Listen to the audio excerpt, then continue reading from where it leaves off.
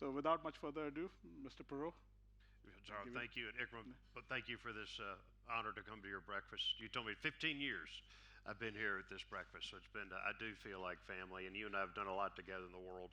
And we are part of the EastWest Institute, and so for years we organized the back channel track 2 work around the world, and we had really good success. And I think, Ikram, we need a little track 2 right now in the world. We need to help glue our world back together again. But if you, and also as I like to remind everybody at this breakfast, Ikram is a very good pilot.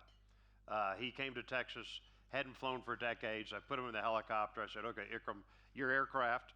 And he didn't miss a beat. So he's got very good hands. He's a natural pilot. And so we had a great day flying around again together. But if you look at the world today, we have a world filled with challenges. And we know those challenges. And one more time, the human race will have to adapt. And we will have to overcome these challenges that we're currently facing. But we can. I mean, you look at the history of mankind, we will work our way through these issues. And certainly the Ukrainian war has had a major impact on Europe, and that war is going to go on a long time. I don't see any quick resolution to that. And it's the resolve of the Western world and resolve of the American people. We are with the Ukrainian people, and we will continue to help the Ukrainian people in this battle. And so I think it will take a while for that to resolve.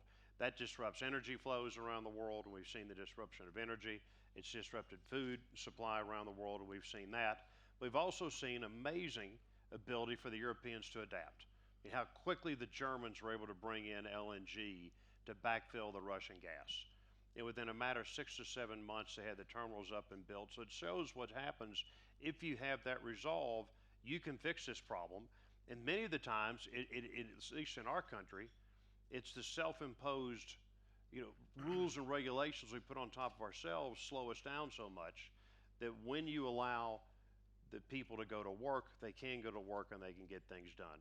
If you look at the United States, our economy will have probably a marginal year from an economic standpoint. We've had 2 very good years for economic growth from a period. If you look at the amount of money going into the system, the markets were good, and now last year is bad. As you start to pull our Federal Reserve money out, you start to see a correction. The interest rates, when you had free money in our country like we did, I read an article in the Financial Times that says that it was the first time in human history money has been this low. And so when you have that much cheap money floating around in our country, we made lots of mistakes, a lot of bad investments, and that came home to roost last year in the stock markets. This year, probably the rates will go up to 5 to 5.25. The markets will probably still be a little bit marginal for the first half of the year. Once the rates slow down, the markets will start to come back a little bit. But you're seeing in our country, very low unemployment. And we have a system where too many of the American people are not working.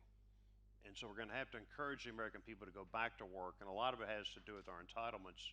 Right now in our country, if you don't work, a family can pick up about $60,000 a year. And so you're being paid not to work. And so those are the COVID entitlements that went in.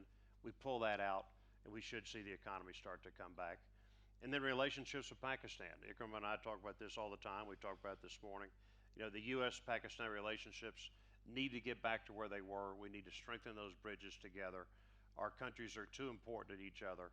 And it's a very critical country to the world. And in our ties with the United States have been very deep, especially our military ties were deep for decades. And we need to rebuild those ties and continue that partnership. Because I think the more we get along, the closer our militaries are. Our militaries is a lot of people, if you haven't been in the military, don't realize one of the greatest diplomatic forces we have is our militaries. And our militaries can resolve many problems backstage before they become a problem and actual open conflict between nations. And so those military ties are very important, and hope we can continue to do that. But thank you. Glad to be here.